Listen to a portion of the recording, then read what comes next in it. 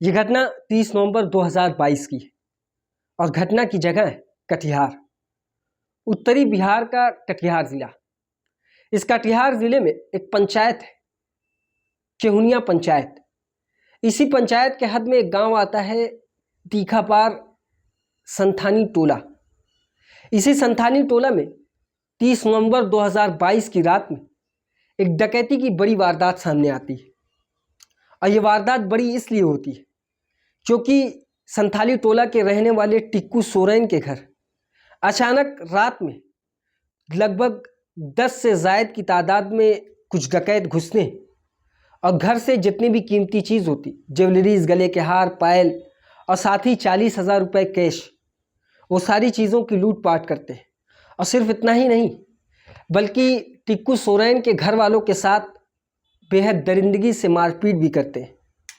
और वो इस पर भी नहीं रुकते बल्कि आगे जाने के बाद टिक्कू सोरेन के घर पर बम से हमला भी करते हैं।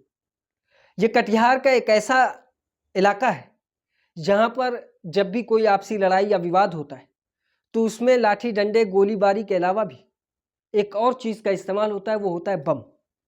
ये एक ऐसा इलाका है जहाँ आपसी लड़ाई में भी बम का इस्तेमाल किया जाता है।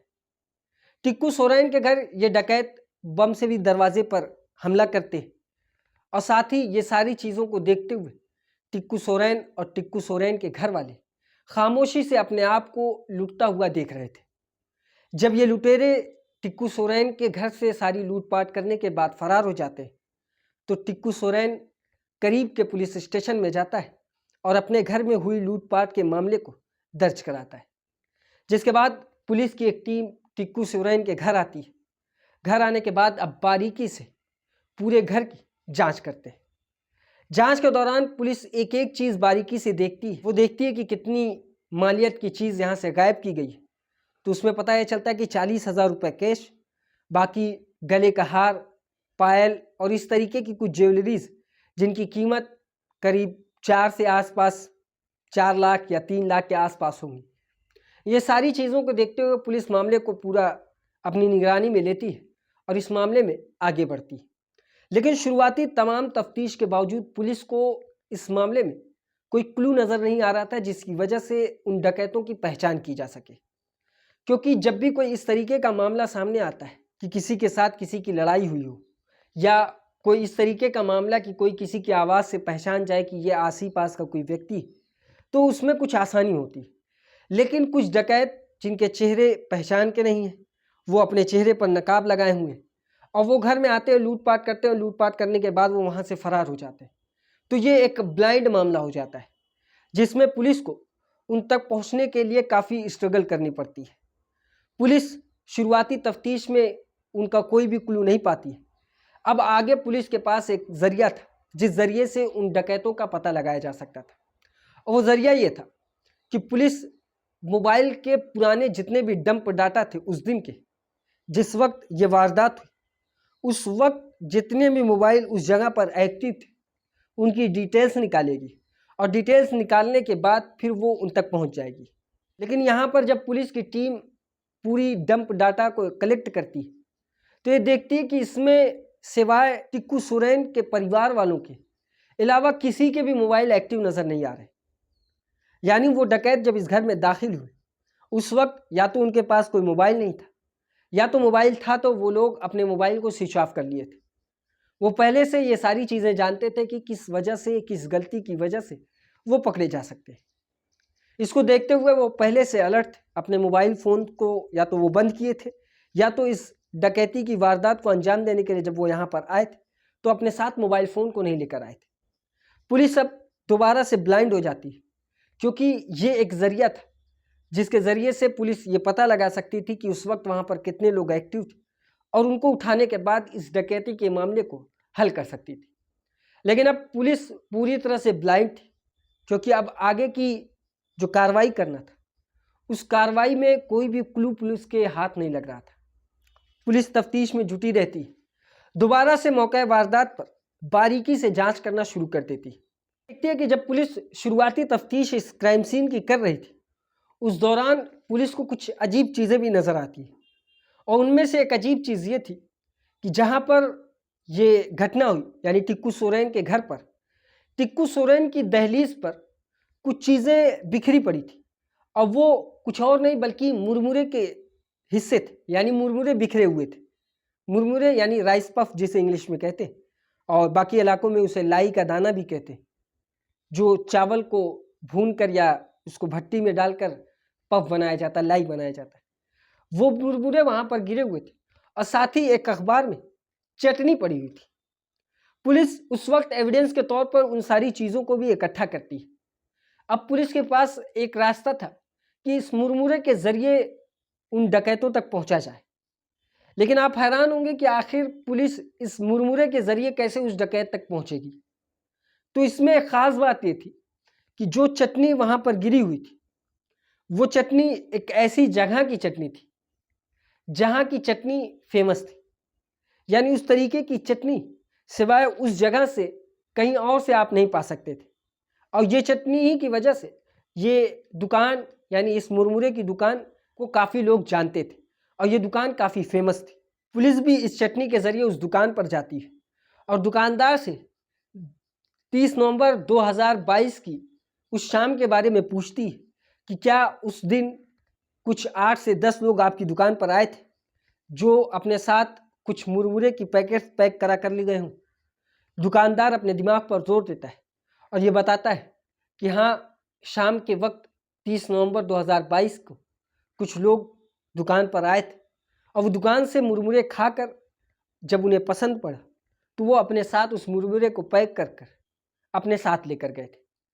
पुलिस को जैसे ही ये पता चलता है, पुलिस अब उस जगह की डंप डाटा को कलेक्ट करना शुरू कर देती है। अभी तक पुलिस उस तीखापार संथाली टोला के उस इलाके में टिक्कू सोरेन के घर के आसपास के डंप डाटा को चेक कर रही थी, लेकिन अब इस वक्त पुलिस उस मुरमुरे शॉप के आसपास के डंप डाटा को कलेक्ट कर रही थी कि जिस वक्त दुकानदार के मुताबिक वो लोग यहाँ पर पहुँचे होंगे, उसके आसपास जितने भी मोबाइल एक्टिव थे उनके डंप डाटा को कलेक्ट करना पुलिस की टीम शुरू कर देती और उसमें कुछ नंबर हाईलाइट होते और उन नंबर की जो तादाद होती है वो तादाद भी लगभग 8 से 10 लोगों की होती है। और यही 8 से 10 नंबर हाईलाइट क्यों थे? क्योंकि जब पुलिस इन डंप डाटा को चेक कर रही थी तो उसमें कुछ 8 से 10 नंबर हाईलाइट होते, वो उस कारण से क्योंकि ये 8 से 10 नंबर इस मुरमुरे शॉप पर तो आते हैं, लेकिन यहाँ पर उनके मोबाइल फ़ोन ऑन होते, लेकिन जाने से पहले ही यहीं पर ये लोग अपने मोबाइल फ़ोन को स्विच ऑफ करते और यहाँ से आगे बढ़ते। पुलिस को इस वजह से उन 8 से 10 नंबरों पर शक होता है, जिसकी वजह से पुलिस उस नंबर में से डिटेल्स निकालती है। तो उन डिटेल्स में से एक व्यक्ति का नाम सामने आता है जिसका नाम होता है अजहर अली। अब पुलिस को जब अजहर अली के बारे में पता चला, पुलिस अजहर अली को अरेस्ट करती और उससे उस लूट और उस घटना के बारे में पूछताछ करती। पूछताछ में ये घटना और ये लूटपाट के मामले को अजहर अली कबूल करता है और साथ ही ये भी बताता है कि उसके साथ जितने भी व्यक्ति थे वो एक पेशेवर लुटेरे थे, उनके ज़रिए ये मामले को अंजाम दे रहा था। और सिर्फ टिक्कू सोरेन के घर ही को क्यों चुना गया, उसके पीछे की इसने जो वजह बताई वो वजह ये थी कि असल में अजहर अली के जो पिता थे इजराइल, उनसे टिक्कू सोरेन ने कुछ दिन पहले ज़मीन खरीदी थी, जिसकी वजह से अजहर अली को ये पता चला कि टिक्कू सोरेन के पास काफ़ी पैसा है। इस वजह से वो प्लान करता है और प्लान में सबसे पहले वो जो हार्डकोर क्रिमिनल होते हैं, यानी जो इस तरीके के मामले को अंजाम देते हैं, उनसे संपर्क करता है और संपर्क साधने के बाद वो टिक्कू सोरेन के घर पर धावा बोलते हैं और सारे ज्वेलरीज को उठाते हैं। कैश 40,000 रुपये उनको मिलता है। वो सारी चीज़ें उठाकर वहाँ से फरार हो जाते हैं। पुलिस अजहर अली की पहचान के बाद बाकी के लोगों को अरेस्ट करती है और उनसे जितने भी लूटपाट के सामान होते वो बरामद करती है। तो उसमें सिर्फ टिक्कू सोरेन के ही नहीं बल्कि कई और जगह की वारदात खुलकर सामने आती और उनसे लूटी गई जितनी भी मालियत के जेवरात होते और पैसे होते, वो सारी चीज़ें इनके ज़रिए से बरामद कर ली जाती हैं, जिसके बाद फिर इन्हें जेल भेजा जाता है और इनका ट्रायल अदालत में चलता है। और एक बात ये भी कि शायद अजहर अली और अजहर अली के जो गिरोह में थे यानी बाकी के लुटेरे, उन्होंने कभी ये सोचा नहीं होगा कि वो एक मुरमुरे की चटनी के जरिए पकड़े जाएंगे।